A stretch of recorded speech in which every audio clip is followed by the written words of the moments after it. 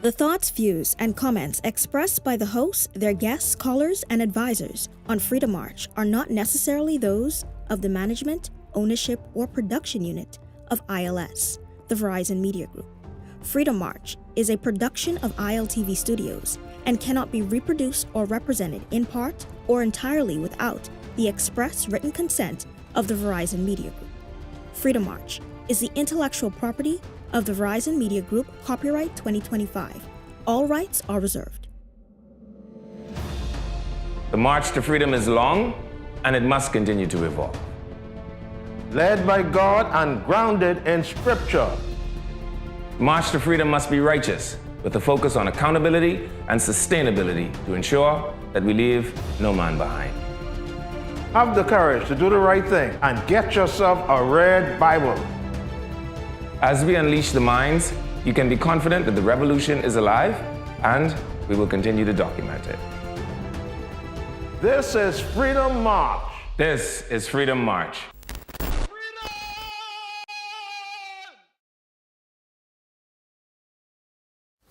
Hello, thank you so much for joining us. I'm Levan Miller. Welcome to Freedom March. You're listening to us on channel 103.5, The Beat FM. Channel 224, that's on cable. Channel 112, that's on Flow. And of course on ILTV Studios on Facebook, where by now you should be following us. It is Tuesday, and doesn't outside just feel like Christmas? As a matter of fact, as I drove to the studio today, I couldn't help but continue to sing, "It's beginning to look a lot like Christmas." What is everywhere you are? And, you know, it only takes Bahamian 70 degrees before every single one of us break out the biggest Raider jacket we own, right? You remember the era of the Raider jackets and the Hoya jackets and the Raider Toms, and the producer, y'all used to wear those kind of things, or you lived in one of those communities where putting on the wrong time could change your bus ride, right? Yeah. So I grew up in the 90s where you didn't just wear a Raider Tom because you felt like. As a matter of fact, wearing a Raider Tom could cause you a small visit to the accident emergency unit of Princess Margaret Hospital. But praise the Lord, it's 2025, and we are no longer caught up on silly things like what kind of insignia is drawn on my Tom. And I think it's a beautiful thing. But outside is cool. If you are a saved woman, I suspect that at some point today you called a hard-working Bahamian man and that you at least offered him a warm cup of coffee, a warm bowl of soup, or any warm thing your heart could desire to give to a decent, upstanding Bahamian man. Because when it gets cold, Bahamian men, I argue, need warm things. And so as we move towards the cooler time of year, I'm very excited because it means that the hurricanes are quite possibly not going to be as active as they were earlier on in the season. As we move towards this cooler time of year, I suspect that means that things will, get a little bit better. The shopping is beginning to start. That means people are beginning to feel the money. And it's almost Christmas time. The time of year that you all appear to love and that you all appear to not be able to wait on. I don't really understand what it's about, but it appears as though it's fastly approaching. And oh, how I'm so overtaken with joy for its coming. That's what's going on the outside. We're gonna be going to the break. Don't move, Freedom March. We'll be right back on the next side of the break. Fill up a box for all $30. The new KFC Fill-Up Box, serving 6 juicy pieces of chicken, 4 buttery biscuits, crispy fries to share, and 12 premium original recipe KFC nuggets, all packed into one crave-worthy box. So dig in and do whatever the crunch you want with the KFC Fill-Up Box. Only at KFC, it's finger-licking good.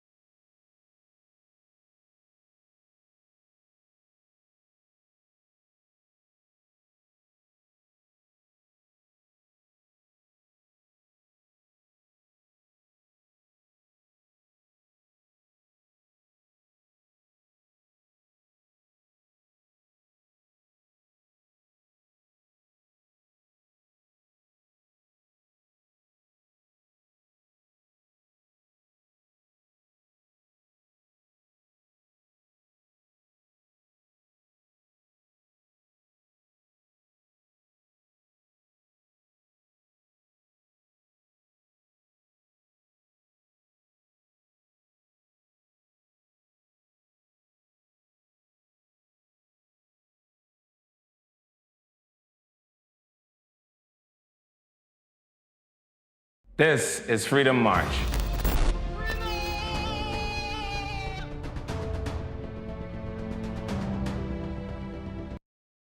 Hello, thank you so much for staying with us through the break. I'm Levan Miller. Welcome back to Freedom March. As often, the spiritual advisor extraordinary and plenipotentiary, Bradley Roll, is here with me. Bradley, once again. Another day. Welcome to Freedom March. Thank you so much. Good to be here. Tuesday.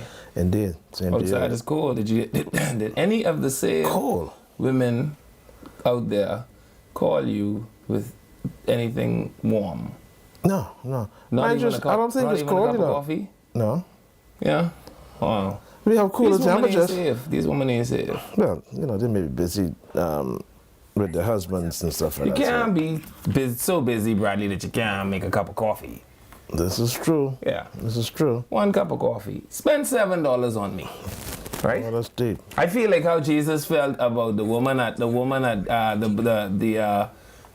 the well, right? Like if you had given me a cup of coffee, you could imagine what I'd give you in return. Well, that's deep. Yeah, but these women don't want to spend $7. They didn't even want to spend $7 on a cup of coffee. Yeah. One cup of coffee could change their life. Anyway, I'm just saying. If the spiritual advisor extraordinary and plenipotentiary is here, then you know that must mean we have Holy Scriptures. Yeah, indeed. So tell us what does the Holy Scripture I think we're going to the Bradley? we're going to the book of Luke today. And Jesus is dealing with the Pharisees. They were one of the most prominent religious groups during his day, and I guess he had a lot of back and forth with them, trying to get them to see, you know, what this true religion and true service to God is all about. So it says he noticed how guests picked the place of honor at the table. And he told them this parable. He says, when someone invites you to a wedding feast, do not take the place of honor. Right. For a person more distinguished than you may have been invited. And if so, the host who invited both of you will come and say to you, give this person your seat. Then, humiliated, you will have to take the least important place. All right. Go ahead, producer. This is interesting. But when you're invited, take the lowest place, so that when your host comes, he will say to you, friend, move up to a better place. And then you'll be honored in the presence of all the other guests. For all those who exalt themselves will be humble, and those who humble themselves will be exalted. Wow. And then Jesus said to the host, when you give a luncheon or a dinner, do not invite your friends, your brothers or sisters, your relatives, or your rich neighbors. If you do, they may invite you back, and so they'll repay you. But when you give a banquet, invite the poor, the crippled, the lame, the blind, and you'll be blessed. Although they cannot repay you, you will be repaid at the resurrection of the righteous. That's interesting. That's a lot. That's very, very interesting. I think it was 14. Yeah, that's it. Luke 14, 7 to 14. I read from the NIV. So when your friends invite you to a party, you don't sit to the front. Yeah, when you get, you run to sit to the back. Yeah, you just take a humble seat. And that's what happens sometimes, you know. I've noticed, especially growing up in the Church of God, right? They would have like, what they call again now, conventions, they'll have gospel meetings, they'll have revivals. And so, like one or two preachers who my father know, they'll sit down in the audience with the regular folks. Yeah. And as the service began, you'll see where whoever's conducting says, hey, we have brother so-and-so sitting in the audience. I said, come, we have a seat on the pulpit here for you. Yeah. I always wondered about that. And I said to myself, I said, boy, that's deep. I say, there's a difference between those who sit in the congregation and the, what do you call that area? The lower level, and then of course the difference between those who sit in the pulpit. I don't know if that means the ones in the pulpit are more important. That's what it means? I don't know. I always wondered about it.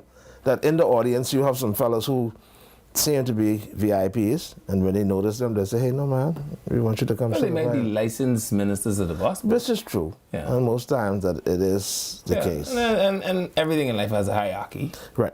right? So, you know. And it doesn't seem as if there's anything necessarily wrong with it, but Jesus did use his illustration at a banquet, Yeah. and that, you take the humble seat first, and then you never know, the person sees you, will invite you up to a higher place. Yeah. It is what it is. Or you could just RSVP so you know exactly what table you're sitting to when you reach. Indeed. Yeah, that always saves a whole lot of time. Do you know, let me tell you something about me you do not know.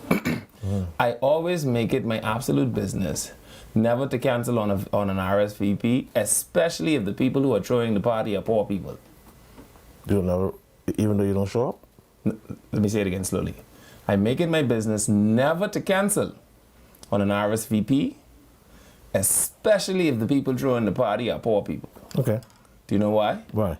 Because most times you RSVP, they prepare the meals as the RSVP. Because there's actually on the RSVP, you want the fish or you want the red meat? They do? You never RSVP before? You want the white wine or you want the red wine? Okay, that's and so a lot of that's times interesting. those people pay for those platings in accordance with the amount of people that are going to be in attendance. Okay.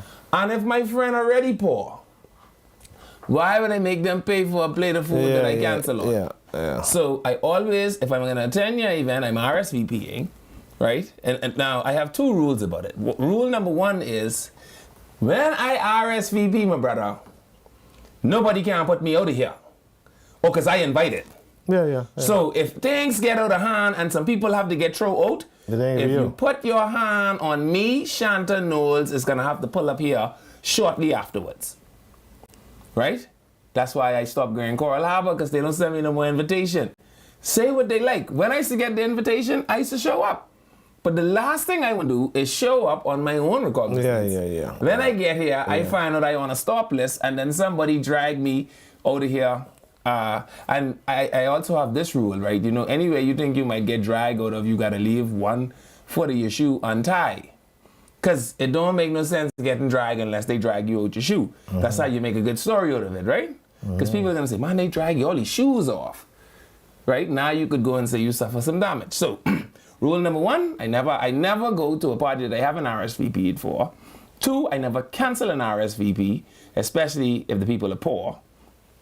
Three, the reason I like to RSVP is because once I RSVP, my brother, y'all ain't putting me out of here. I don't care how much security you got. Shanta gotta come. Yeah. And so maybe Jesus didn't know nothing about RSVPing back in the day, because if you RSVP, that'll take care of that problem. So RSVP, and that way, when they tell you you'll be sitting at table number 10, you sure that you'll see that table number 10. And nobody can move you from here. I don't care who pull up. It could be the King of Spain. I tell the King of Spain he must be sitting at table number 11, because my RSVP says table number 10. So I know what he can do. But powerful lesson, Bradley. Lesson on humility. Powerful lesson on humility. And it is something that I imagine that, many people could buy into. Absolutely. Because a humble child Taste the grace of God. Takes the grace. Make That no in the Bible? mistake about that. No, it's not. That's in the just something Bible. old people say. Yeah. Like cleanliness is next to godliness. Yeah, that's and also for years, a not lot of people actually believe that Not in was the in the Bible. Bible. As a matter of fact, I went and I researched those Marys. Yeah. Right? And Yeah. what is interesting is that in 1926, Mm-hmm. they say the Roman Catholic Church rejected the idea that folks were spreading about Mary Magdalene being a prostitute. Okay. Because there's nothing in the Bible that referenced that she was. There is no scriptural context But that people references for many, many years call her Mary the harlot. call her a prostitute. Yes, and the reason, like I told you yesterday, was because she was Mary of Magdala. And Magdala was known as a place of harlotry. Yeah, That well, didn't have nothing to do with Mary, though. No, she could have been. a Mary bit might have different. been in there handing out pamphlet. And mind you, they all had their issues. They all had their sins. Because Right. one or two of the disciples at one point, I think Jesus was healing a young lady, and they doubted. And one disciple said, Jesus, man, listen, I am a sinful man. So no doubt, a lot of these disciples had struggles, but we couldn't say exactly what the struggle. Well, we know for sure Peter is cussing, cut people's ears off. Yeah, you know. But there are a lot of things, and I guess that's some of the things we need to investigate. A lot of things people say, a lot of traditions that people practice, you don't see in the Bible. And I heard you talking earlier about this upcoming Christmas celebrations. That's not scriptural. We don't see people coming together to celebrate the birth of Christ. We don't see the Bible saying there were 3 wise men. That's not there. No Christmas trees. You know, things of that nature. What does the Bible say about the wise men? And lo came their wise men from the east. This is wise men. Some and so we translation used the term Maggie. So now, we assume we assume that there was 3 because one bring frankincense, one bring myrrh, and one bring gold, right? So we assume. So we just assume it was 3. Right, we assume because it was 3 gifts that there were 3 men. Well, we know that at least been 3. Well, we don't know because when you look up the Greek word for Maggie, it could be 10, it could be 20. And they explicitly said that it could be a caravan of fellas. What we know is that it was at least 3. Okay. So because we don't overspout ourselves on this little story. But one man could have brought 3 gifts. No, man, because then the Bible say, and one brought frankincense, one. No, it doesn't say that. No. We gotta check. There's no singling out. It doesn't say this one brought. And they brought gifts of frankincense, gold and myrrh, right? Yeah, we can go to the story and see. So it was that had to be more than one person. Well, we know. Okay, it says Maggie. It says wise men. They use the plural form of man. Yeah. So we know it's more than one person. But now to say it was 3, no, the Bible doesn't say it was 3. Not only that, I think if you look at they have a saying that they normally have downtown. What is the nativity saying? The nativity, yeah. And I think, if I'm not mistaken, you would see the wise man in the stable. But if you look at the scriptures, that's not true. The wise man was in the stable. Yeah, you'll see where they have these men with these crowns in the stable around the baby Jesus. Okay. But if you look at the scriptures, you'll see that it's not true. When those men found Jesus, the Bible specifically says they found him at the house, and he was more than 2 years old when they found him. Remember, they didn't sound like they was too wise if they lost that long. Well, they didn't catch with him until he was at least 2 years old. Remember now, King Herod signed a decree that, you know, all firstborn sons must die. And it specifically says under the age of 2. Right.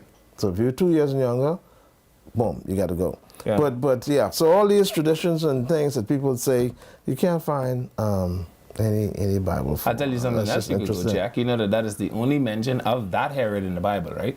Yeah. You know that all of the other Herods that are mentioned in the Bible isn't the same one that tried to kill Jesus. Well, of course, we understand that. Just like we look at Mary. Of course, everybody don't know that. There's more than one Mary, there's more than one Herod. Yeah. So people assume that when you hear King Herod that we're talking about the same person. We're not always talking about the same person. The Herod that tried to kill Jesus was Herod the Great. Yeah. That is the only mention of him in the Bible. Right? So think about this. How does a man go from being Herod the Great to we don't even never talk about him no more ever in life?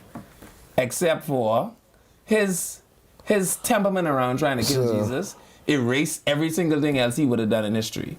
Let's see. Right. So if you ask Google, where did the wise man find Jesus, right? It says it was in the house. It was not in the stable of manger where he was born. That's what Google said? Yeah. So ChatGPT says that the idea of 3 wise men come from tradition and not from the Bible. The Gospel of Matthew mentions wise men but never specifies how many. Right. Here's how the number 3 became widely accepted. So the word here would be apocryphal. You know that word? What does the word apocryphal mean? The apocrypha is a term used to describe... The word is A-P-O-C-R-A-P-H-A-L. Apocryphal. Right. You know what's it mean? An apocryphal... Oh, not apocrypha. Apocryphal. Yes. Oh, sorry. Go ahead. An apocryphal is text or writings not included in... Okay, that's the same thing, yeah. No, that's not what I'm looking for. I'm looking for the meaning, ChatGPT. Don't be. Oh, because the meaning means something that the meaning of the word apocryphal. Producer, look up the word apocryphal for me on Google. I don't want to use ChatGPT. ChatGPT taking me to the root origin of the word and all that other fancy stuff. But it means that something has been circulated widely as the truth. It has never been challenged. It has been accepted as the truth, but we've never tested the information. Right, so we do have a collection of books that they call the Apocrypha. Yeah. You got the book of Tobeth, you got Judith, you got Maccabees 1 and 2. What else? You got the book of Mary. So a couple other books. So Matthew 2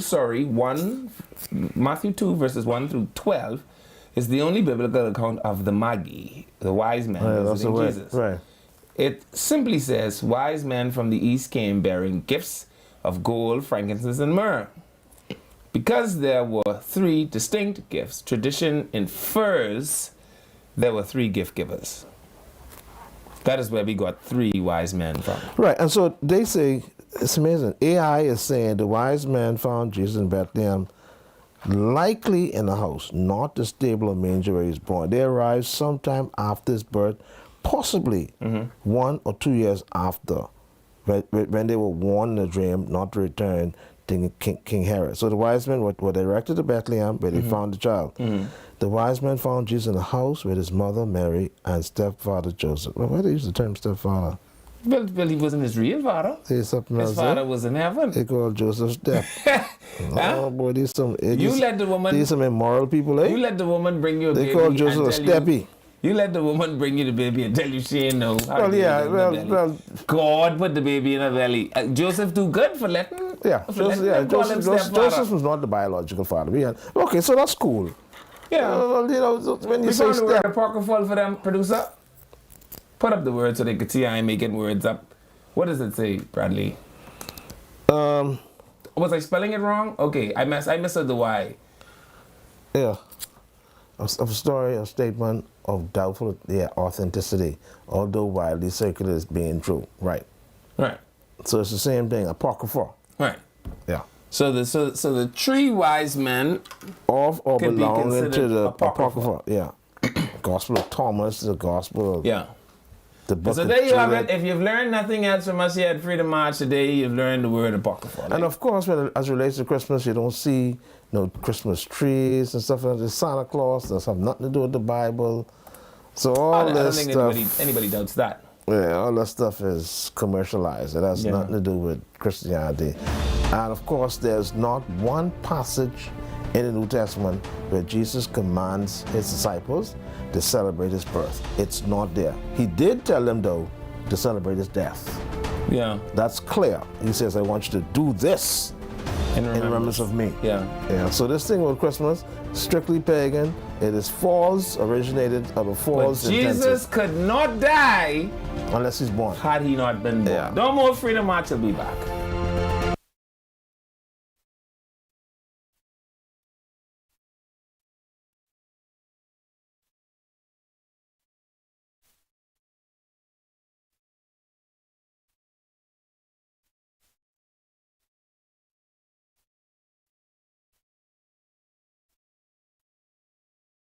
This is Freedom March.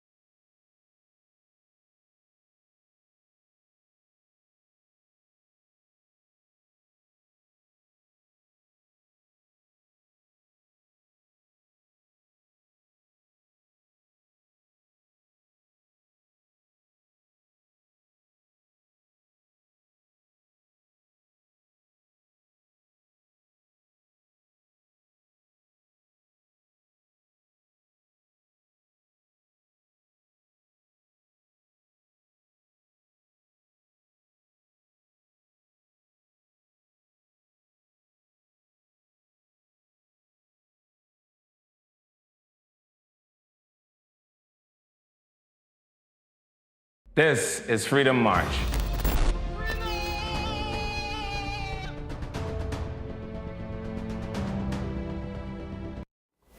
Hello, thank you so much for staying with us through the break. I'm Levan Miller. Welcome back to Freedom March. You're listening to us on 103.5 The Beat FM. Channel 224, that's cable. Channel 112, that's Flow. And of course, ILTV Studios. I'm now joined by the Ayatollah of rock and roller. He have on young boy jeans, by the way. If we had a glass table, you all would be able to see he young boy jeans. Chef Simeon Hall is with me, Chef. Welcome back to Freedom March. Thanks so much for having me. Someone told me today that they hadn't drawn the correlation that Chef Simeon Hall is the byproduct of Bishop Simeon Hall. Well, you know. They had a eureka moment. They say, yes, that's the bishop's son. Yeah, of course, Yeah. 100%. And proudly so. Yeah. And Yeah, so I'm very happy that you could learn all sorts of things from watching Freedom March. You know, you Yeah, could learn, of course. You could learn the Of word course. apocryphal. You could learn that Chef Simeon Hall is of the lineage of Bishop Simeon Hall. Yeah. And all sorts of things have been happening. Yeah. Happy Tuesday, Chef. Happy It's Tuesday, cold Jimmy. outside. I've issued a challenge to all decent, safe Bahamian women to offer a decent Bahamian man something warm today. Call him with some warm soup. Call him with a warm cup of coffee. Or whatever other warm thing your heart desires to give to a decent Bahamian man today. I think today is the perfect day because, 70 degrees is Bahamian version for snowing. Yeah. I see more people out there with Raider Boy jackets on. I'm trying to figure out where's the snow happening? Well, the only thing I have to say is choose wisely who you get cold next to. That's all I can say. Let me repeat that for emphasis. Choose wisely Wow. who you get cold next to. Oh boy. That's all I can So say. there's a lot of things that's been happening, Chef. Glad to have you back. Plenty. Let's go right into it. There is a nurse that has gone viral in a video on social media talking about the hospital. The Free National Movement has jumped on board. Their chairman, nonetheless, and former Minister of Health has gone on board saying that what has happened to the woman is egregious, right? The PHA said that they're investigating all kind of things. 10 days suspension, you name it. Dr. Michael Davel is saying, well, they're going to have to take a look at what exactly is happening. I say, Chef, that everything has a policy. Right. And Jesus offended the Pharisees, they crucify him. But today, 2,000 years later, all of the world is waiting on his return. And that sometimes, if you believe a thing, you must be prepared to die for the thing, knowing full well that you will be dead, but that no one else will suffer this thing because you died for the cause. Yeah. And so I say, if firing her is what you have to do, fire her. Yeah. Martyrdom. So again, like you said earlier, what are the policies? Mm-hmm. I understand she may have exposed and done what she did, but we have to be careful in this day and age of social media. Mm-hmm. Just because you have the ability to do something doesn't mean that it's okay for you to do it. Sure. So again, I haven't seen the video, but I do know that, if you are ready to speak out against your employer, Yeah. you as an employee need to be ready. You are ready to be unemployed. Yeah. You got to be ready for whatever comes. And depending on how loud you talk, you might not just be unemployed, you may also become unemployable. Yeah. So, But you accept that. Yes, Yeah. exactly. So if you're willing to do that, that's an easy one. And again, I'm sure most people look at it from a emotional bias standpoint. But again, as business owners, as people who pay national insurance for people, and you have some policies and you have some things that you may step over the line with, then, buddy, you have to go into that knowing that this may be That I might the die on this outcome. hill. Yeah. That I might You have die to. on this hill. Yeah. But what I guarantee Yeah. is that the people that have perpetrated this behavior against me, Chef, have one of two things they must now do. They must now continue on in blatant disregard or fix the problem. Yes. So If that's this the other thing part. happens to anybody else, you are able to say that, okay, they absolutely have no regard for this thing. Yeah. And you should punish them because they're people who require support of the electorate because they have no regard. Yeah. If that doesn't happen, they might fire me. I might never be able to be a nurse again for as long as we both shall live. Yeah. But no one else will have to come here and get treatment under a leaking roof. Right. No one else will have to get pushed in the corridor or the broom closet. And my sacrifice was worth that. Well, there are many people among us in the Bahamian society who do not feel similarly, Chef. When Eyewitness News, producer, let's go to the survey. When Eyewitness News did a survey, I think it was 88% Said what? said that no, she was speaking up for a just cause and that there should be no punitive action. But see, you know, again, what we have to do is in a honest world, Mm-hmm. in a honest society, we have to always remember that two things could be true at once. Right. Or And something so- could be true and something could be a fact and they could be two different things. You know, so you have to be careful of how you look at that because again, I sorry to say this, but to break it down in Bahamianese, I think most of them 80-something% just nosy. They glad they get the juice. Yeah. And they glad somebody give the story. Yeah. Because again, you know, we live in this world where, you know, everybody is so excited to receive a WhatsApp video or a text or some sort of juicy story when it ain't you. Yes. But the minute it's you or your family, Yeah, you want it to come down. It gotta come And down. have sympathy. You see what I'm saying? Yeah. So again, I'm so sorry. I don't know this lady. I'm so sorry. I don't know this lady. Yeah. But I know one thing: you can't go around posting on your employer and think that you could operate with full disregard. Even if it's not posted on your employer, if there is a policy that exists, you are subject to the policy. Yeah. You know, it is like my friends. It is like my friends who wear the uniform, right? I tell them, you all better thank God I ain't the Commodore. No, and I'm very serious about this. I get it. You might have political ambition, aspiration, whatever you have. Yeah. You might feel like you want to go there and be a FNM, a FNA. I don't care what you want to be. I can tell you one thing. It's only so much of that you are allowed to do while you got the uniform on that I happen to be the commander of the Defense Force for because the policies say that you shouldn't have politics involved in your thinking. And then also too, when somebody may ask, what is the policy? Every policy, most companies have those lines in there somewhere where it says speaking out against the company, acting in a certain way against the company is grounds for. I also assume, Chef, issue. that if you have a job as a nurse, you have a level of confidentiality that is expected of you because you have access to people's health records. And so I would be hard-pressed to believe that she doesn't have some sort of an non-disclosure sign.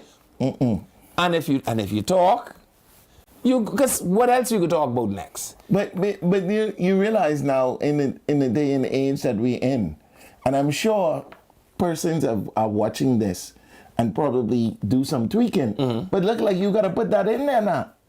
That you can't talk. That you can't videotape. Yeah.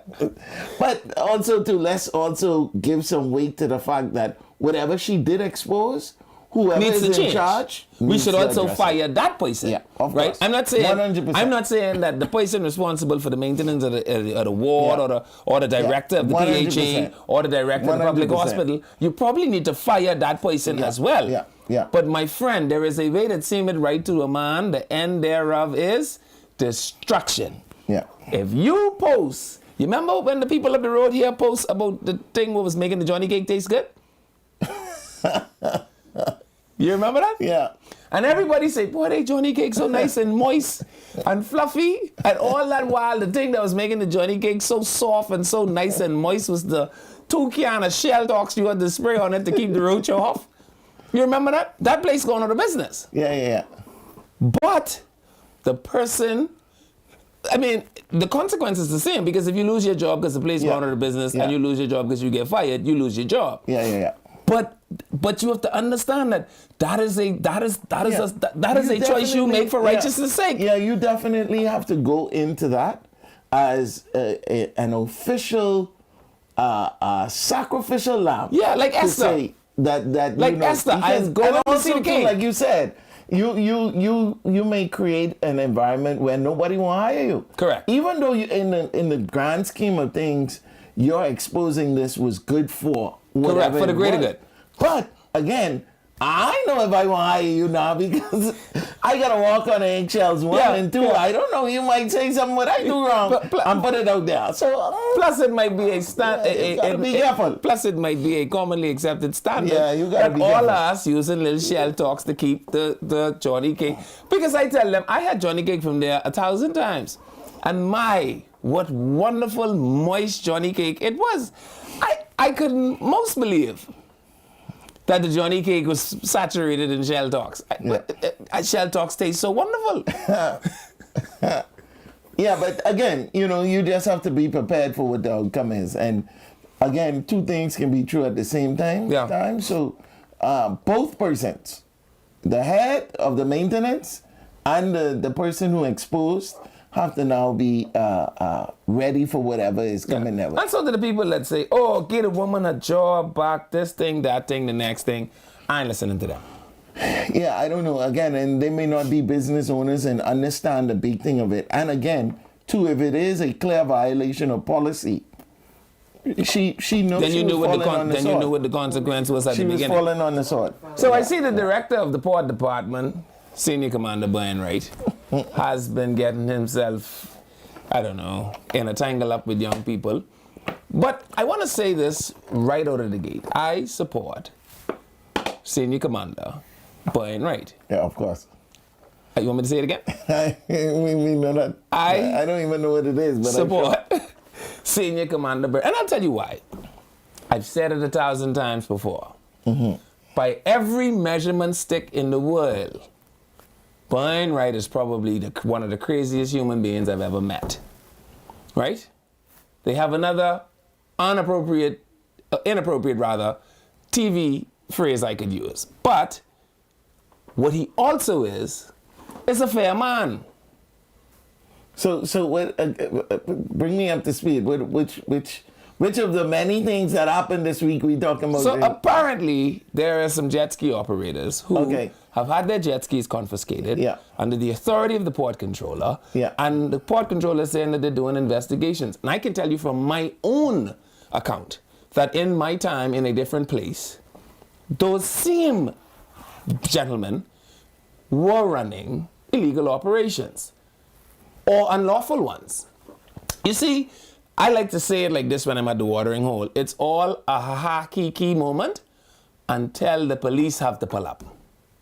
So, on occasions, I have had the opportunity to disrupt this little pool of shenanigans they have going on here.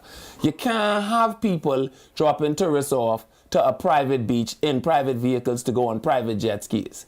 Because it's a ha-kiki moment until one of these tourists backflip off this jet ski and broke their neck.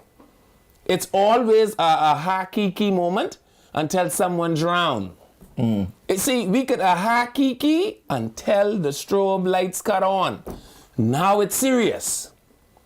And the reputational damage can never be worth it. Because if you're bending the rule on the law here, then I must assume that you're bending the rule on the law everywhere else. I must also assume that you've taken none of the steps necessary to mitigate whatever the reputational damage would be in the event your little joyride turned into something catastrophic.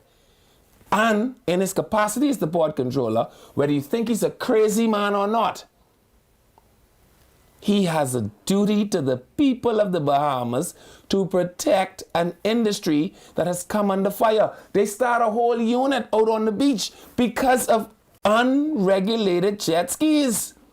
And all I'm saying to you is, if you walk into the man's office, first of all, you do this whole live on your way to the office because you have to build up the cathedral of Neanderthals to support you in chorus, right? Only for you to get there And obviously, I don't know what transpired in there, but for it to bubble up hot enough for Mr. Roll, I know Mr. Roll 25 years. I didn't even know this man could shout. But you make him hot and bothered enough, man, that he shouting as a joke. So let's go to the clip from the port department where the port controller, and I think it's his deputy, look like they about to go fist the cuff with young Bahamian men. Yeah. And I get it. Everybody says, oh, they just trying to make a living. They just trying to... There is a way that seemeth right to a man, and the end thereof is destruction, my friend. So let's go to the clip with the port controller. Okay? If you're not coming with the water regulation, Fox can leave. Okay, What I'm saying is, I'm popular, so they told me it's him who sent the call. Go, leave. Hey, let me get the removal letter. You deal with it? You want to deal with it in a different way? How you want to deal with that? You want to deal with it a different way? How? What How I much hear? time we get deal What with you it? hear? What I hear? What would you have? What I hear? What I hear? Come outside. What I hear? Come outside. Hey, yeah, your side. What I hear? Yeah, what you want to do with it? Look at me, look like. I am. He's very Listen to me. You don't play with me, alright? I ain't no What you time. can do to me? What you can do to me? What kind you is? What kind you is? What kind you is? What happened? What? You know what? Fight me down too much, man. Fight me down too much. This department. Don't feel it. And so, I don't disagree with Mr. Roll. We have policies, we have procedures. The port controller, through his authority, he ain't just wake up and through like premonition decide, oh, this looks like a good bike to take. I could tell you this, first of all, they don't have enough manpower for that. The whole port department is buying, right? A fella with a limp, Mr. Roll, and a woman with a bad weave. That's the whole department. They don't have an enforcement unit that could just randomly target people. I want to tell you this, I tote no water, I carry no brief for the commander. I believe that he's capable of standing on his own legs.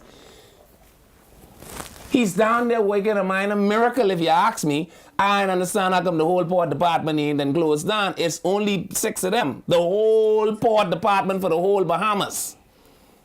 Right? Notwithstanding that, they're tasked with the safety of these jet skis up and down through the harbor. They tasked with the fendering and all this other stuff, boat registration, you name it. They tasked with all this stuff that they got going on.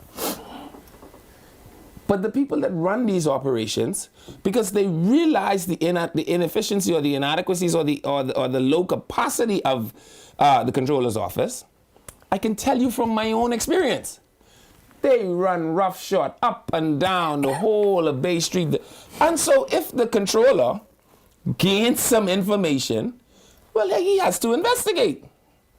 If that means that he has to hold your assets, great, call your lawyer, and you make sure that you send the government of the Bahamas a nice little bill for whatever inconveniences they've caused you. Because with his authority as controller, that also means that the government has decided that it will accept any bill he racks up on their behalf. You agree? Yeah. So you don't waltz in there. What the fella say? I popular. So people call me and tell me it's him. So wait a minute. You mean you don't even have facts? Well, you know, again, one of the philosophies that I find to be true in business, socially, and all across the board is that, you know, you don't manage people, you manage policies. Correct.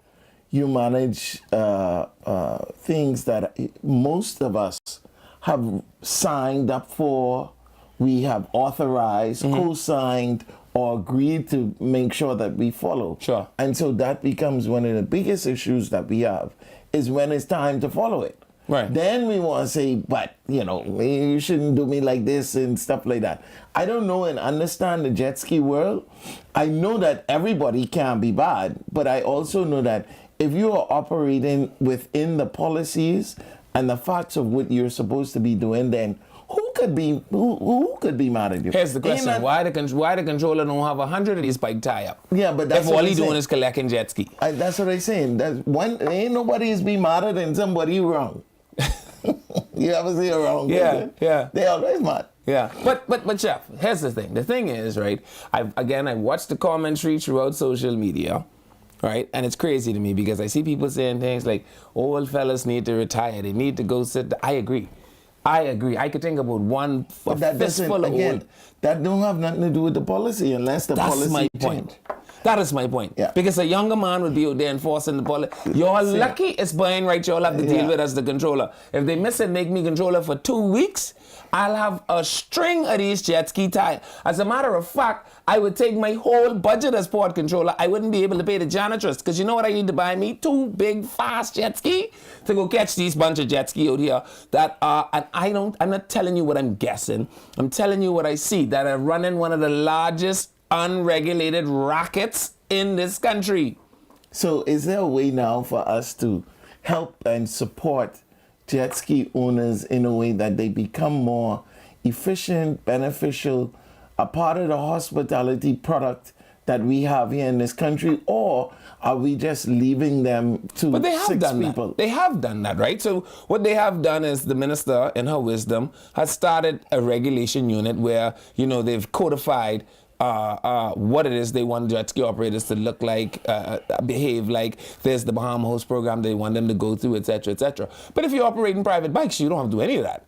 And it is amazing, right, how tourists come to a country and sign up to die.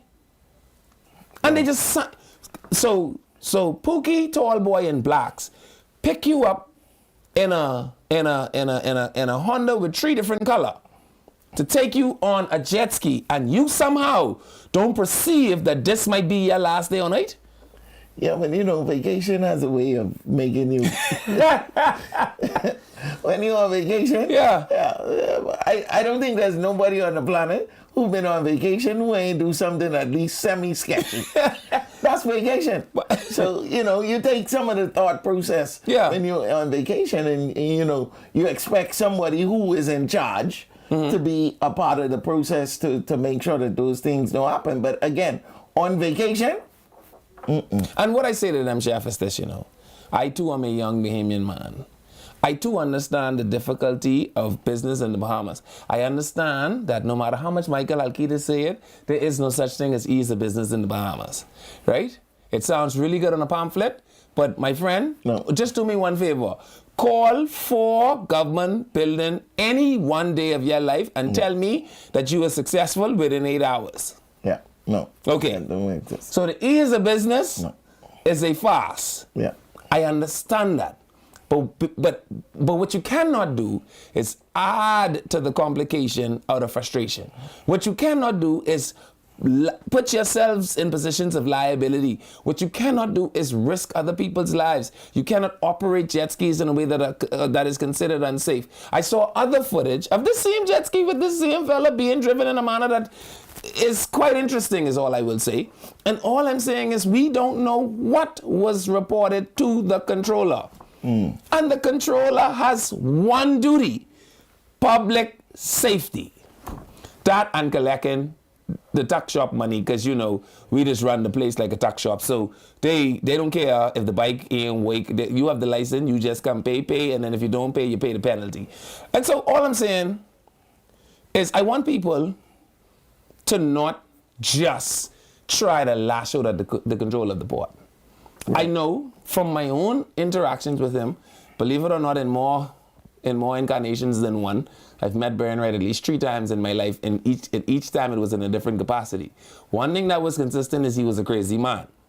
One thing that was also equally as consistent about him is that he was also a fair man. I've never met him as an unfair man. And I believe that plait of hair over there not create this. This is here not. Show me the video with the fella hair. No, don't show it, Mr. Producer. We understand. Okay. Yeah. Had you not create this corral of idiots rallied up in social media to then go to the controller's office? You have to remember now, the man is the controller of the port.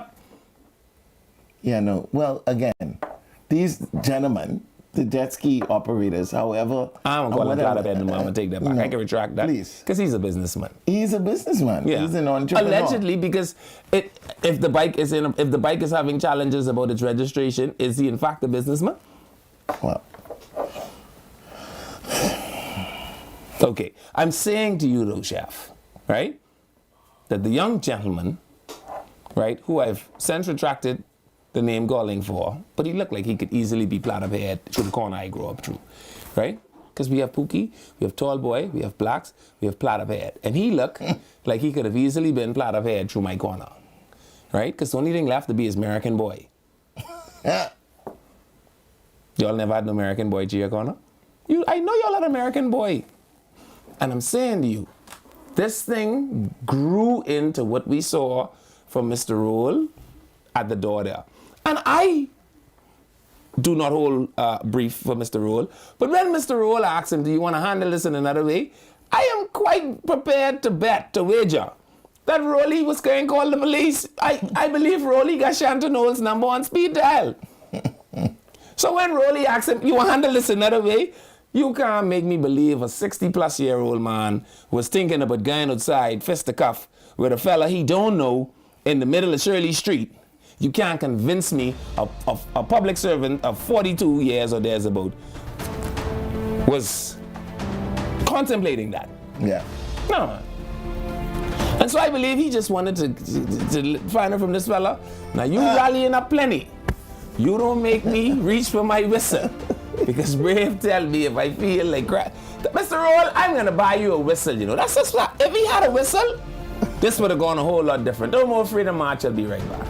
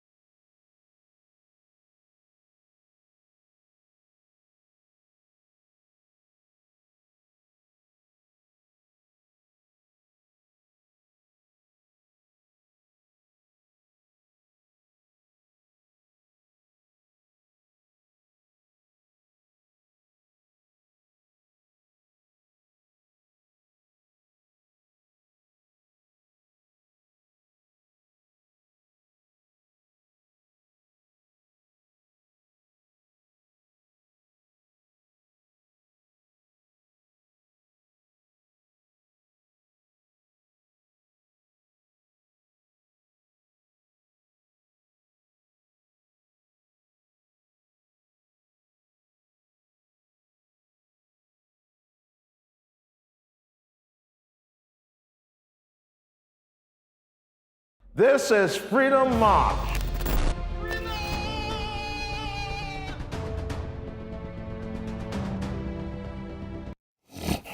Hello, thank you for staying with us through the break. I'm Levin Miller, Chef Simeon Hall, the Ayatollah of rock and roller. Boy, tell him. With me.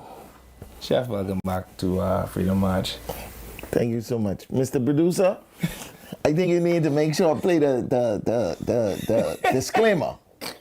Because this one or two of these topics we getting into, I ought about. And I don't normally be hot. But I ought today. But some of this stuff is enough to make you hot. Yeah, I ought today. Because, again, you know, these some of these here are right up my alley. Yeah, so as the story develops, Jeff, again, just so people don't think that we picking on the young gentleman. Right. The information we understand is that there may have been some discrepancies with how he applied for whatever license it is that he had applied for. Whether the grants were given by whatever means, fine. But at whatever point there is an irregularity discovered, like I tell you, burn right might be plenty things, right? Among them, crazy. But he's not unfair, right? He is a man that I found over my time. For all your rights, he's prepared to tell you you're right. But you will die if you are wrong once. And that's okay, because that's fair. You with me on it? Yeah. And you really cannot chide the controller for that. Because I'll tell you this, sometimes some organizations you will go into require, a velvet glove. Mm-hmm. Some of them require an iron fist. And if an iron fist is what you need, Commander Wright is your guy. If you have people who are just not meeting the standard with basic things, Commander Wright is your guy. He might kill a fly with a mallet. I'll tell you this one thing. There will be no fly. And so that's the way that turned out. Do you want to get this read for me? What's that? You want to try it? Get ready? Yeah. Boy, I don't know. Get ready to clean up and cash in the chlorine. How do you say that? Slow down, Mr. Producer. I old, and I put on my glasses. The chlorine and Ensueno. You know I use them. Yeah. I just letting you know. Buy and win is running out right now until December 29th. Every Friday, 4 winners across the Bahamas will win $200. But there's $200 in this kind of time. That's 1 winner from Nassau, 1 winner from Freeport, and 2 winners from the family of islands. Just buy any 3 of those products. I ain't saying the name because I probably messed them up. Just buy any 3 of those products and then simply WhatsApp a photo of your receipt to 812-2714. Look at me reading the thing for the people there. Yeah. I feel proud of myself right now. So that's 812-2714. Plus 4 grand prize winners will walk away with $2,500 each. Not to share, but each. Mm-hmm. Don't wait. Buy chlorine and Ensueno today. Turn cleaning into cash. And you know what? I realize why you make me read that. Because you ain't want me to be eligible. You believe you're slick. You and the producer believe y'all slick. Y'all set me up. Y'all don't want me to be eligible, but I am WhatsApping my receipt. Now you have to donate them. No, sir. I WhatsApping my receipt. Y'all believe y'all slick. Oh, boy. In other news, I see that your favorite people have also been back in the news. You want to talk with your favorite people first? Which one this is? I see that the taxi drivers has been downtown getting beat up again. The taxi drivers say that they have a problem with the port manager at the... And I know that that's a space that you occupied. What is their challenge? I honestly, I can't tell you. All I know is that my dealing with everybody at the port was absolutely brilliant. I had no issues with the port programs. and the people there, so I can attest. You also know that I am one to publicly say, I don't know if I could get in with the taxi cab people then until they start branching out into other areas. One of the things that I believe is a problem is, and again, I don't say this to diminish anybody's worth or work, but however, if you have a block and everybody's selling burger and nobody wants to sell fried chicken, and everybody starts stumbling over one another because all are selling burger, then what you expect to happen? It's too much people doing the same thing. And then don't forget, most of what I know to be when it comes to the cruise industry, a lot of those persons on tours, they pre-book. Right. They are with agencies. Right. But I understand that is exactly what the problem is. That the problem is the cruise lines are not allowing the taxi drivers to enjoy the pie. The module has changed. The model has changed. Exactly. And so they want free and fair economy. They don't want a situation where you buy a prepackaged deal. But they want to be able to I hear their argument, Chef, in that the cruise company can't get in the ground transportation business, and ultimately that's what they are being. They are being a mediator or an intermediary between the cruise ship and the experience, and that should be the taxi driver. Is what the taxi drivers are saying. No, that is not how it works. That is not how it works, and this is something that has been going on since cruise ships start. I remember almost over 20 years ago when I was in Freeport and I went to an event for cruise liners.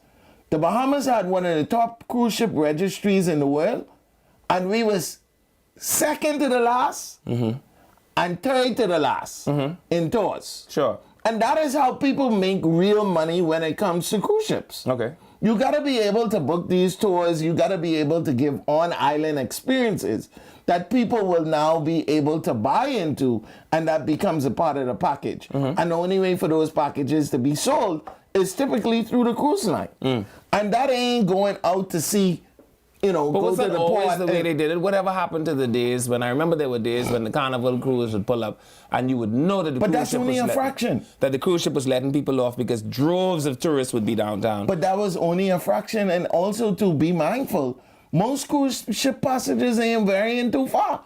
Yeah, but They see, ain't what I'm getting too far. understanding now is that the private keys are carving out they don't even want taxis bringing the visitors to where they could take them to the private key vessels. No, the private keys now have their own courtesy shuttles to pick the people up from the cruise ship and take them to. And so now it kind of takes out, the taxi driver. I don't know. Because again, this is all a part of the bigger picture. The bigger picture is affording a guest an experience that comes with a package deal that typically comes with transportation, the experience, and then back to the boat. And so that isn't done through, going to the end of the port and just negotiating a taxi. First of all, and I say this very, very lightly, but also very seriously, and I think fairly, there's a lot of reasons why also some of the things that we present in terms of our transportation and taxi, they gotta spruce them up as well. Yeah. Two things come right off of the top of the head. And again, I used to work out there, so I can tell you, two things come off the top of the head. One, they don't have no credit card system where you can swipe when people using them all over the world. Right. And we can't have it. And number two, they don't have no meter. Yeah. So people ain't know if they paying. No, but they have a regulated fare sheet. My brother. They have a regulated fare sheet. The only place in the whole planet that have a sheet or the proposed destination price is the Bahamas. Yeah. Come on, guys. Yeah. I mean, come on. Yeah. One of the things that you could do in a fight is make sure that you take away all the ammunition from the next person. Sure. If you go there and say, guys, I have all these things lined up to make my experience just as enjoyable as their experience, then people will pay you more attention, but we don't do that. You can't just say Bahama is $30. So what if I ain't going to Bahama? Yeah. What if I get in one corner but before I'm 3 corners before. Oh, how much that is? Yeah.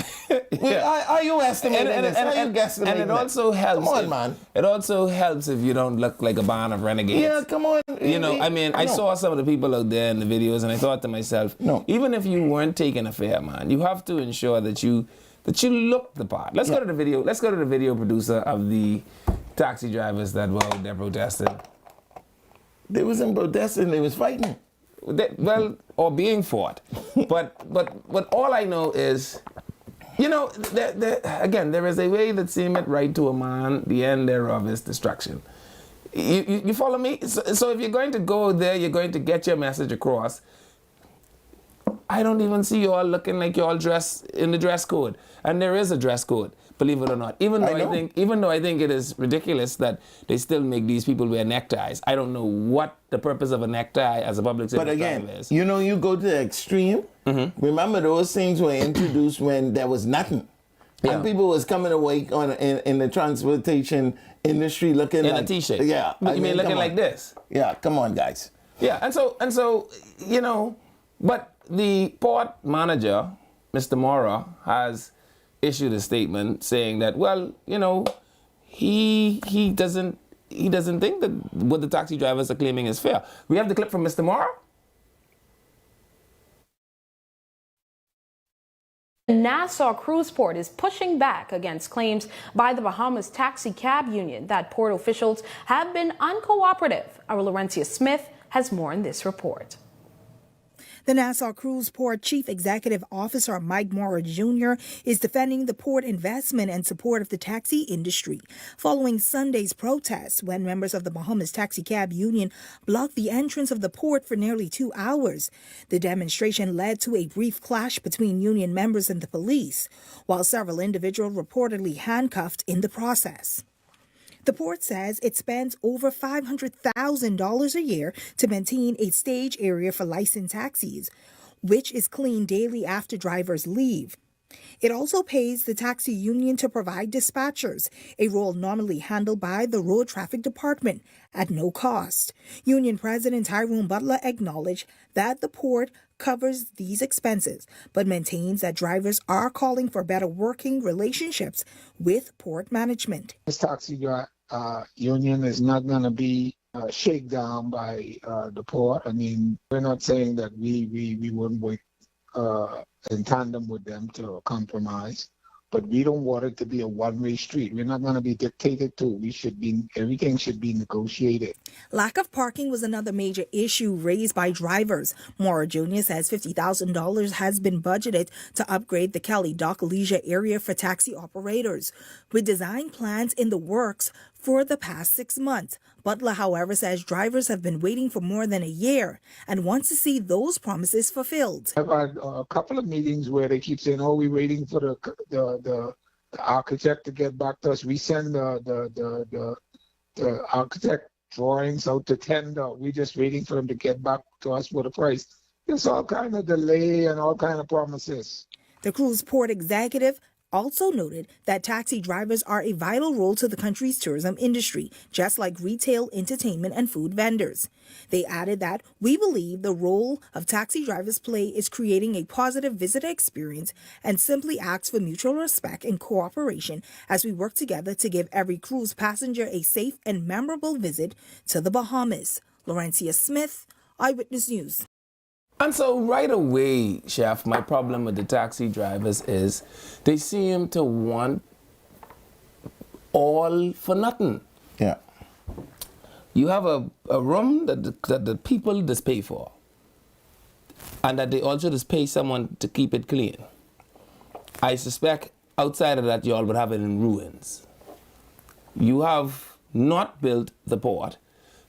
I don't suspect that the taxi union bought any shares in the port, so at least you could have sit at the table as a shareholder in the port development. You know, they did sell shares. Y'all are complaining about parking.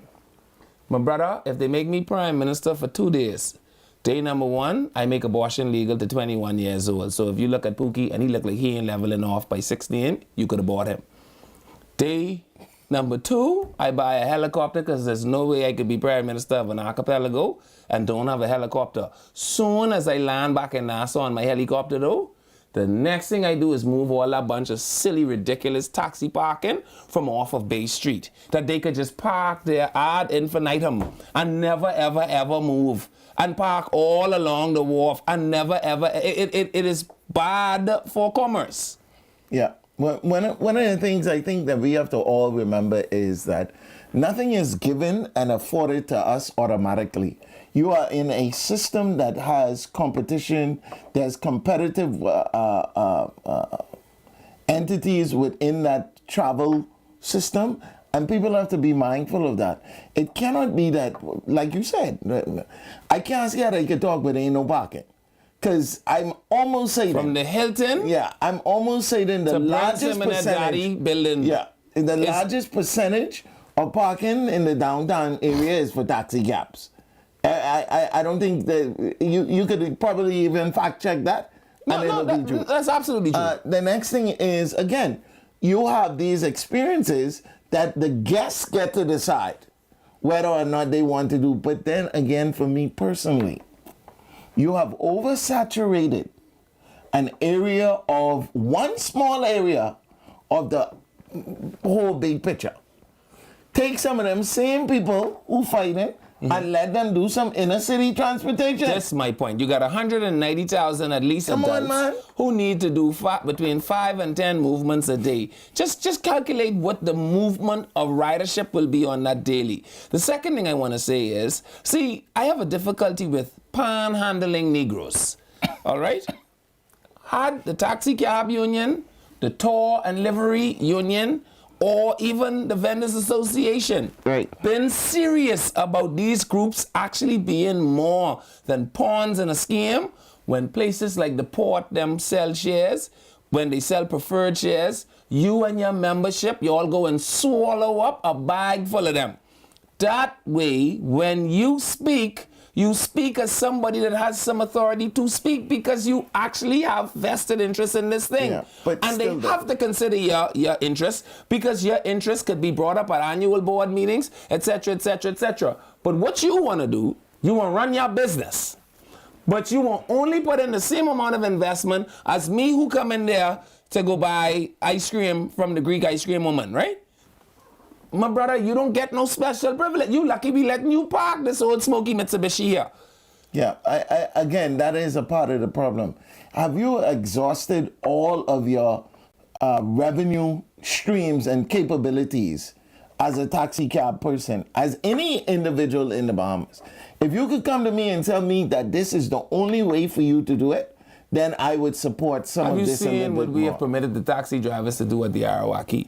There is nowhere for pedestrian traffic to walk. There is nowhere for, well, pedestrian traffic can't do anything except for walking. There's nowhere for pedestrian traffic. That's where that sentence should end. Yeah, you know, they got the people who would have contacted the police at 9 a.m. So did you contact them or did you not contact them? There's nowhere for them to assemble. Right. Yet they're like seagulls. Yeah. They just hang here, they eat the bone, they throw it in the bush. Yeah, and what they don't understand is that this behavior, it turns into a bigger problem. Because the chicken bone you throw in the bush that you thought had no effect, now brings the stray dogs over there. The stray dogs now throw over the garbage, which now creates a vector problem. And it is a spiraling effect for a group of people who claim to be affixed to the number one income earning industry of the Bahamas, but they do it in a leech-like fashion. Mr. President, the President of the Union, Mr. President, sir, please, when you come to us, to me, let me speak for me personally.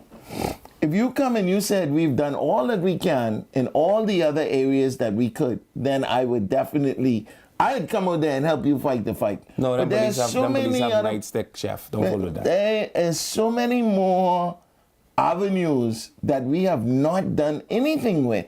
But then you give yourself more credibility if you've done all those other things. But if you leave them loose end, then you ain't gonna have the same credibility. Yeah.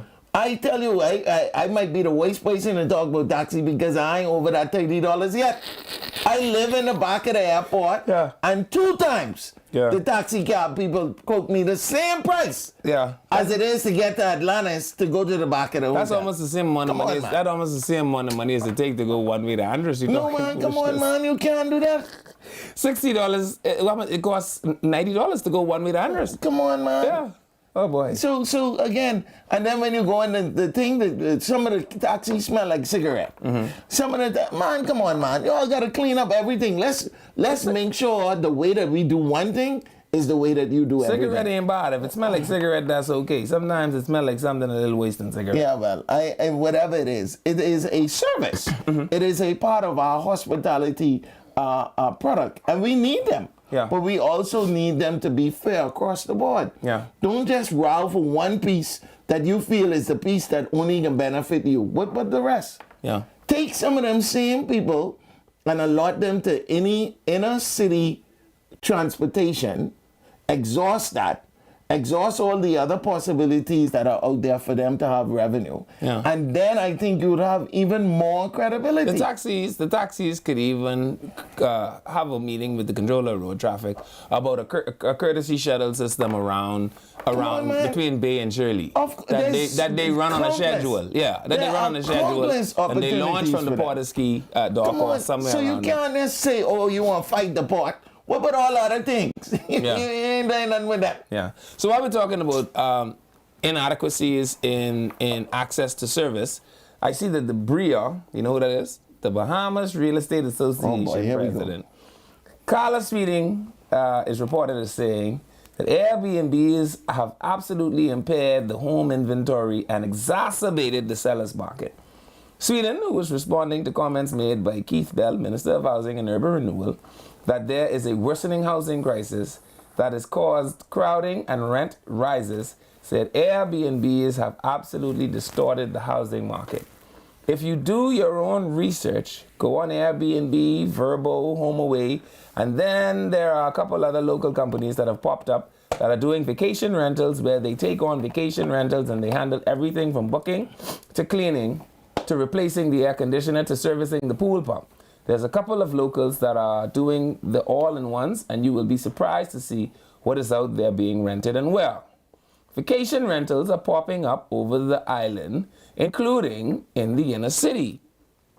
She said it is very noticeable, like spring break time, grad week time, but now that Thanksgiving is starting up, you can drive through some of the inner city communities, and you'll see people that don't belong there. And you wonder, what the heck are you doing down here? It's because they're in Airbnbs. She added, we can't provide data on vacation rentals. We do very little vacation rentals, particularly at that level. We do a lot of vacation rentals on the higher end that charges like $20,000 a week, like the Ocean Clubs, the Old Fort Bay. A realtor will take those up. But those lower ends, there's no way we would be able to do that. Now, I've had a couple of people that were doing vacation rentals and have converted them back to long term. And when I asked why, and they said, well, it's a lot of work and a lot of wear and tear. We're finding we're having to replace couches, we're having to replace beds, and then you have to get, you have got to have everybody on call. And you've got to have the housekeeper, so they're just getting tired of it. Whereas when you rent long term, even if you rent it furnished, it's the tenant's responsibility to keep it all in good shape without wear and tear. But on a vacation rental, how are you going to do that? Sweeting also said the Department of Inland Revenue should not be exempting homeowners in the inner city, like Bain and Grantstown, who convert their homes into vacation rentals, from paying real property tax because they are under $300,000 threshold, because it is a commercial property. And to that, Chef, I say, I don't know what this woman talking about.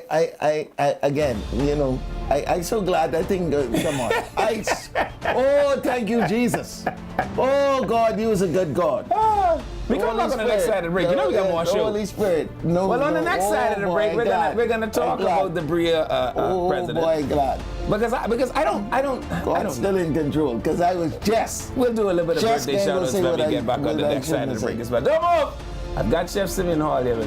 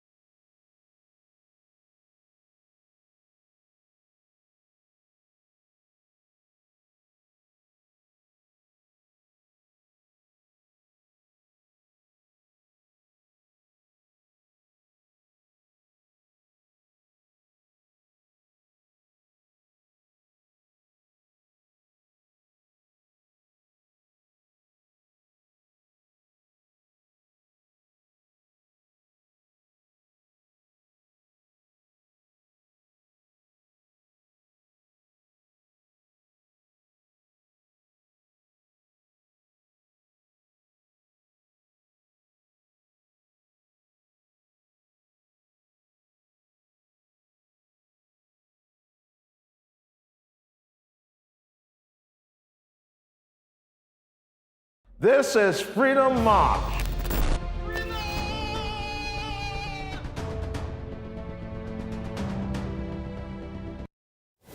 Hello, thank you for staying with us. Welcome back to Freedom March. I'm Levan Miller. Chef Simeon Hall is still here with me. Chef, thank you for still being here on Freedom March. You're listening to us on 103.5 The Beat FM, channel 224, that's cable, 112, that's Flow. ILTV studio, where Chef, I've told them by now they should be following me. Yeah, just follow us. I don't say that a few of you already here because that means you know where to find me. I'm saying it so that you could call your friends and tell your friends to not listen to Vapid Spook on the radio and to come over here and to listen to us on Freedom March, where the goal is often, Chef, to inform, to educate, and sometimes when Chef run hot, we might get entertaining. Yeah? I want to do the birthday people them so that you Yes, can please. Yeah, let me give you 2 The more more we minutes. do, Let me give the you more 2 I more come minutes. down to So do it. let's do some birthday shout-outs, all right? How does that sound? So, what do we have here? Happy birthday goes out to, is this chick who watches the show every day, from her mom, especially Papa, Aaliyah, and Miss Rosa and family. Happy birthday, chick. Happy birthday. Well, Chick is there watching us on Freedom March. What is apparently. Chick? Chick is a follower of Freedom March. That's a dog? Chick is a follower of Freedom March, yeah. Boy, I tell you. And also happy birthday to Shante Lloyd. And it says, happy birthday to Shante Lloyd from her family, friends, and all who love you, especially Vashti and Shelly. And then a happy birthday to Miss Kenya Lewis. I understand, Chef, she calls herself the nicest little tenderoni on the block. Because apparently when you get a certain age, you can't be a biddy no more. Biddy apparently goes from, I'm learning these things, hanging around young people. So when you are a biddy, apparently that has to end at about 24.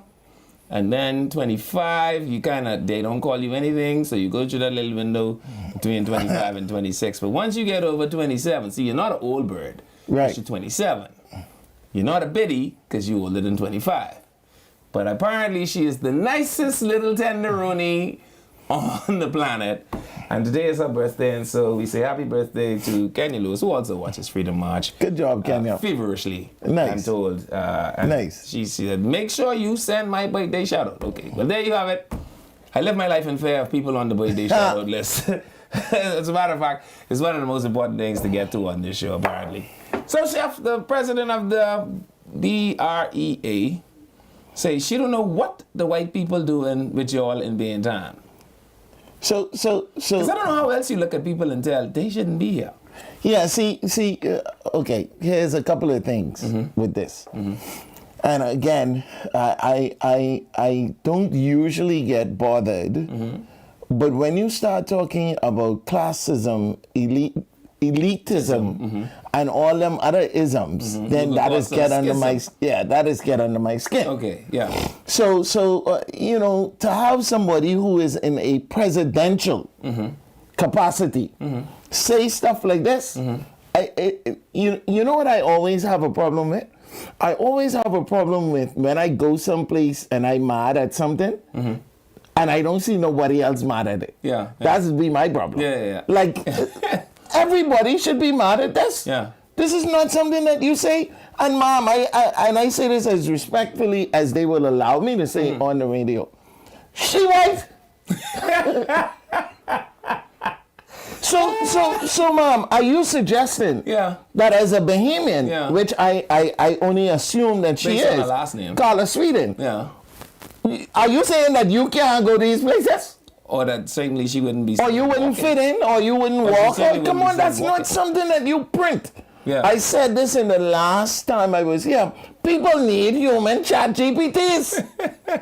People who could give them wise counsel and say, hey. You can't say that. No, man, don't say that piece. Yeah, you can't Because, say that. okay, if there is indeed all of these issues, one of the things that we can do as Bahamians is to be the BlackBerry of hospitality. Sure. To sit on the side and everybody on the whole planet is figuring out a way to work in tandem with Airbnb. Sure. We won't be the only set opposing it. Yeah. Because it gone to change some price and different things. Come on, guys. Yeah. Come on, guys. We gotta think better than that. Yeah. Not everybody that travels these days is a tourist. Some people are travelers.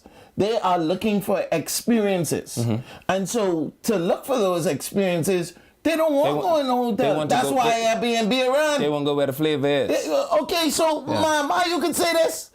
I mean, come on, this she should issue a retraction and an apology. Yeah. This is absolutely, I am aghast. But she says, the thing I took a bit of an offense with was, come on, man. For you to assume that people, Bahamians, that are as sophisticated as they are, can't manage their way through a little bit of housekeeping. I mean, like at one point, a large chunk of the population were housekeepers.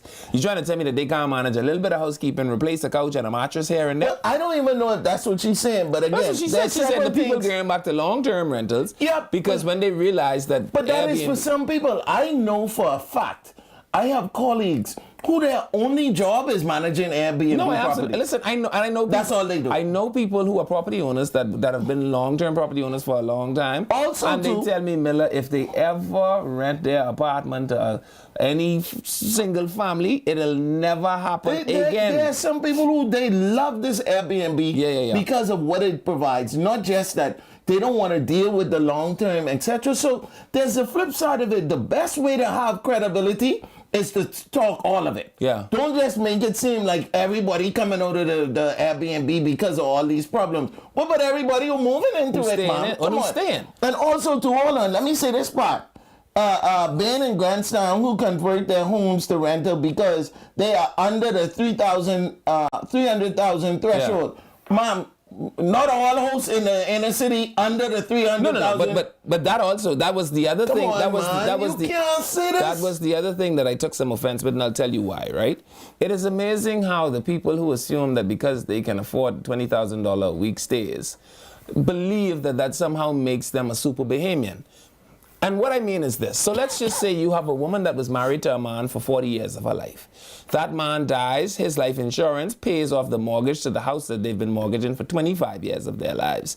She now has a property that she can rent on Airbnb, live in one unit, and actually be able to sustain herself. You know what's interesting? The minute she pays off that mortgage, guess what's going to happen? Inland Revenue is probably going to drop her off a nice little love letter about how she owes the Bahamas government $40,000 in back taxes that she didn't even know or wasn't aware existed. And I'm saying to you that maybe, put that camera that just look straight at me on, and maybe, Michael Alcides, since you are going to be the member of parliament for an inner city community, maybe, just maybe, because I also know that Airbnbs exist quite prevalently in your community, one of the things that may make you a friend to the poor is to exempt those houses that do have the little rental incomes, little tuck shops, etc., attached to them, because to say that they are commercial, right, that's exactly what we saw in the Adelaide community, is not really a true representation of what is happening. Can the property be considered income earning if the human that exists in the property doesn't have an income? The woman was a stay-at-home wife. Her husband is dead. She has a property that earns income. All the income from the property does is replace the income that she would be working for. She wouldn't be paying taxes outside of NIB for the income she would earn as somebody that worked. Then why is she paying all this in property tax as if this income isn't simply replacement income for the income she would earn through working? And so I always tell people, right, there's only one way to be the big dog. That's be the big dog. And the big dog can't ever go back to being the puppy. All right? It's as simple as that. So when you start having $20,000 a week conversations, I don't want to hear nothing from you. Go carry money to the Bahamas government. But we shouldn't broad brush the society where you want me, who living in a house valued at $20,000, to compete on the same level. Just because you are providing a different kind of service to the people who are actually doing it. First of all, nobody would rent in the inner city if they didn't want to. Yeah. Because they have options. Right. You cannot even infer you shouldn't infer that all the experiences that have value in the Bahamas have to be at a $20,000 a week place. I can tell you, Chef, as somebody that is an Airbnb guru, producer, that some of my nicest stays have been in Airbnbs. Of course. In areas I thought I might get stabbed in. Listen to me. One of the things that you also have to understand, those people have a pass to walk in them areas. You know why? Because like you like to say, that's Pookie Grammy and Pookie's sister who rent the house. So they know that, and they have a special they give a special value to these people. But again, here's another point that I want ask this Miss Sweden, because I wish somebody either tag me or call her or say, I wish we could get her on the air. And you know I never asked for that before. For her to say, you'll see people that don't belong there. What? Mom, you cannot say that. What do those people look like? What does that mean? You mean they look like you? Well, she belongs there, doesn't she? So that's what I'm saying. How they would crucify me if I said to her that she didn't belong there. So how come she is freely saying that these people, and she and here's the part that has me aghast. What the heck are they doing there? What? Oh boy, I tell you, boy, the things that we allow and we speak about in this country, we have to double check, triple check, and we really need to talk about this, because this isn't something that she should be comfortable printing. You know how many stages you have to go through to print something? In a public forum? You know how much time that then going through some proofreading and this and that? So come on, you can't say that. What the heck are they doing there? What does that even mean? So that means she is saying that she is not allowed to go anywhere in this country. And so if I say that to her, what'll happen that to would me, be Mom? inappropriate. And let's just be absolutely understanding of this. And one of the reasons why this irks me so much, and again why I'm aghast, is because when you look at, for example, and I say this to people all the time, if you travel out west, you know there's some places out west, after you pass a certain area, you can't get sheep tongue's house. I didn't know that. What that mean? What does that mean? I didn't know that. You do you know that there are people, you know, for example, when I do my events and I go to do private houses and stuff, you know I refuse to go through the service entrance. I don't go through service entrance. If you can't put me on your guest list to come through the main entrance to go into Life of Key, I'm not coming. I'm not going where the construction dudes them is. I'm so sorry to tell you. Because that is a privilege that I've worked for, that I'll make you understand that is a part of what I is. You think it's easy for me or you to go behind the gates? I know people with our skin color, they just go behind the gates, and if according to who they are, they live out there. And people have stopped them. Come on, man. But I'm saying to you, because had that same thing been said, had somebody said, well, what the heck is somebody that looks like Chef Come on, man. doing walking in Charlotte? In Life of Key. Or Charlottesville. That would or be Westwood. inappropriate. That would be inappropriate. So come on, Miss Carla Sweden, Mr. Cameraman. Give me my camera now, please, Mr. Producer. I never asked for this before. Mr. Producer, please. Miss Sweden, wherever you are, this right here is something that you as a Bahamian should never, ever, ever print in a national magazine. Wow. I'm so sorry to tell you. And Chef is a gas, by the way. I am 110%. You don't say this voice and all other things we talk about today. Wow. If you ask me. Because she has articulated these things. You miss. What the heck are they doing in this area? What that's supposed to mean? So that applies to if I'm in an interracial relationship. And I live in a city and my girlfriend going to the shop. Jenna with the soft hair better don't come outside. What the heck are you doing? Come on, man, Miss Sweden, come on. And she white. And she is white. Or at least the picture in the publication purporting to be her is the picture of a white woman. You know what I like to hear? One of the things that also has me aghast is the fact that when we hear certain things, we typically say, where that happened in the States, what's like that? All right, we got one more. So the Minister of Labor is saying that, listen, if wages continue to go up, she anticipates that the quality of service will go up. And I like Pia very much. I think she's one of the best ministers in the cabinet. Yeah. I want to tell her don't bet a hand on that though, all right? Don't. That's like a pair of jacks, right? And I've learned one thing from poker. I don't know much about poker, but I learned this. You could win big with a hand of jacks, or you could lose big with a hand of jacks. And on that pair of jacks, I would say, Minister, man, don't bet your hand on that. So let's go to the clip from the Minister of Labor talking about the increases in the minimum wage.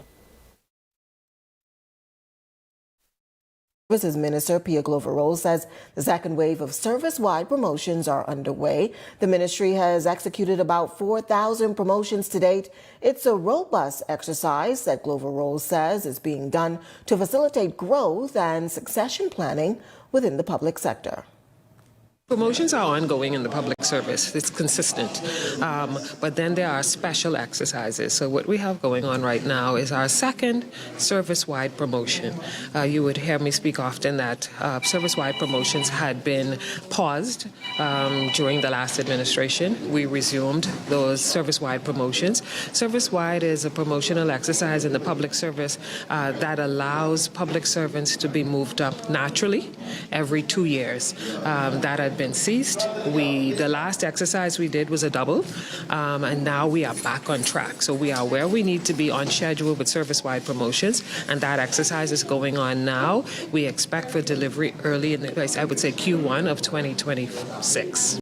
Well, obviously this minister making too much noise. That wasn't the right clip. So you all getting your promotion, and I tell you, the wind told me that the promotion is supposed to come there in November.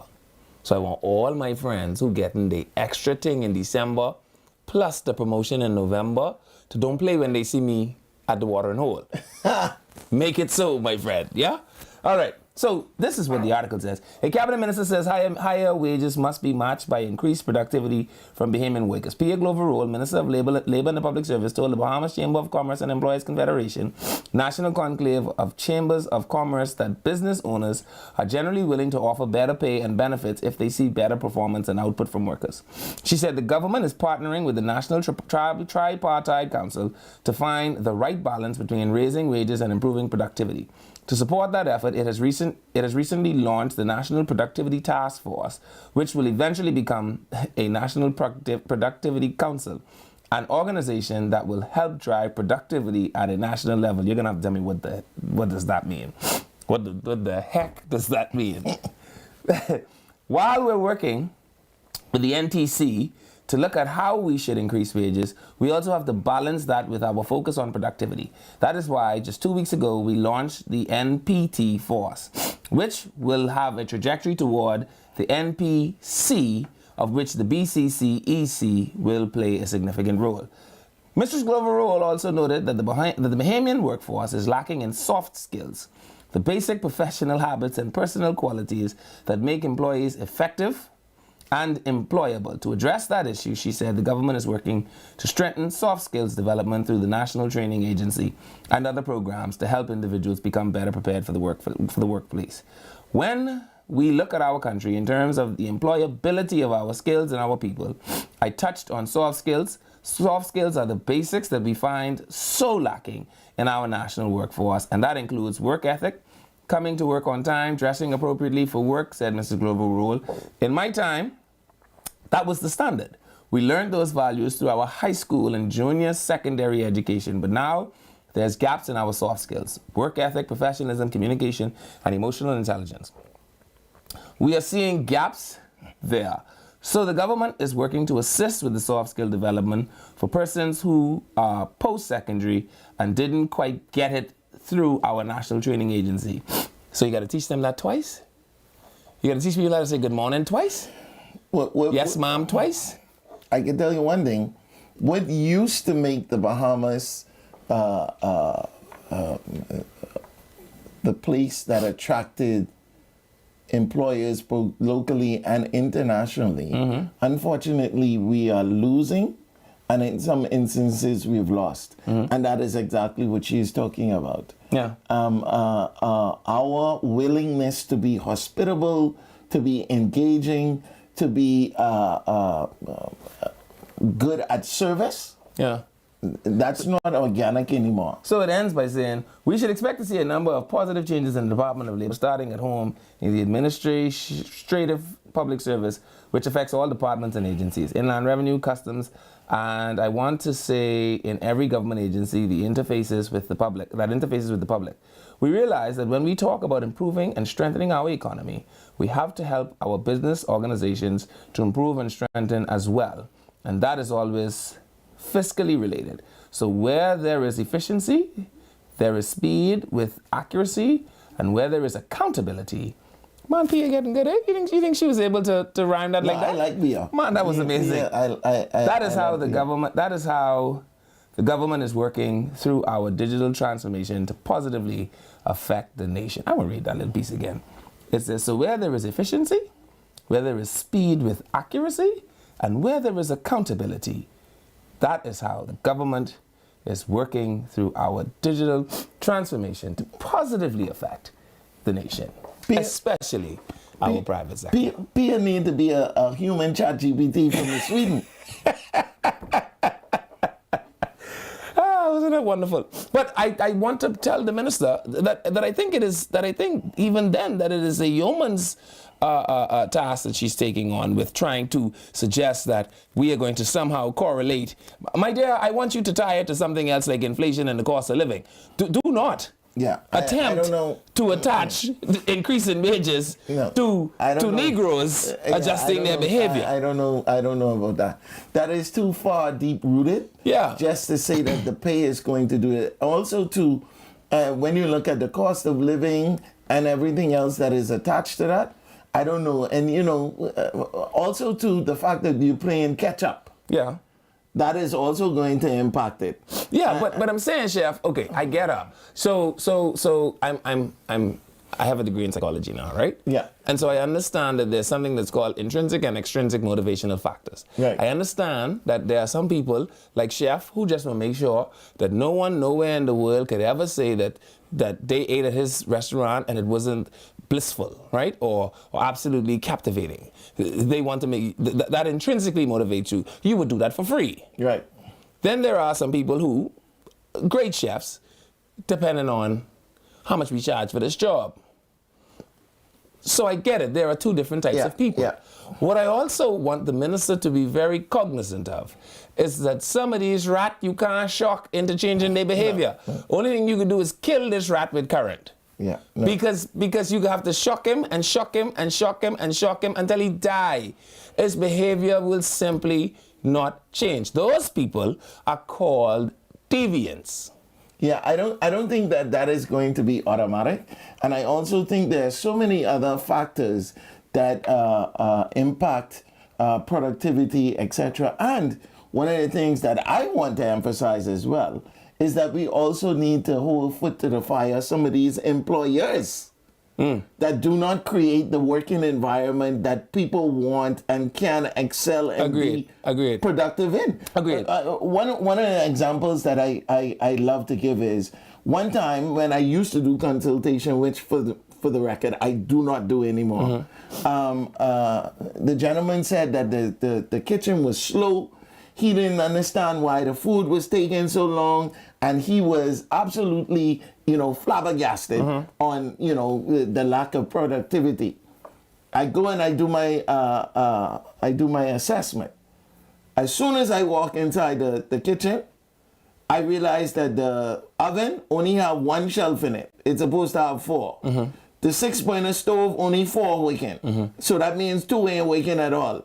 The cooler and everything else that was supposed to be working, they put ice in it every day. So the productivity also has to do with the fact that you do not provide. You want these people to work a miracle. There you go. So, again, Miss Pia, and Pia know I love her. Let's make sure that this is all a part of the bigger picture to make sure that we can heal the workforce in the Bahamas. But Chef, sometimes we must simply weed out to defy But him. we ain't got enough people to do too much weeding. Yeah, but I'm saying to you, you cannot keep transplanting the cancer. If Pookie wake with preacher's Pookie kid got as a to cancer. I rather Pookie waking because if Pookie ain't waking, you know what Pookie doing. So, we might just need to send Pookie to go wake with Buller Ridge on the fishing boat. Yeah, but that's even there. Pookie need to be productive. No, but he certainly don't need the soft skills. No, of course. So why not? Why not? He's a fisherman. No, send sir. him on one of them boats where he learns. No. But Chef, where he learns respect in a more ruffian manner. But that's okay. But he still have to learn the respect. It goes across the board. Where we can, as a country, be more productive and efficient, regardless of what you're doing. For example, do we need 5 guys on a garbage truck? No. Where you have other countries that is only 1. Yeah. But they picking up garbage. So again, I agree with what she is saying, but I think definitely, Pia, I'll say this to her, it has to be a part of the whole thing. Madam Minister, I say a good place to start is you could try to wake on the people who just answer the phone. I wish the government would and on to this office where Miss Sweeten. Chef, the jingle means for you all the time. Anyway, that's it for the show. We'll see you again tomorrow right here on Freedom March.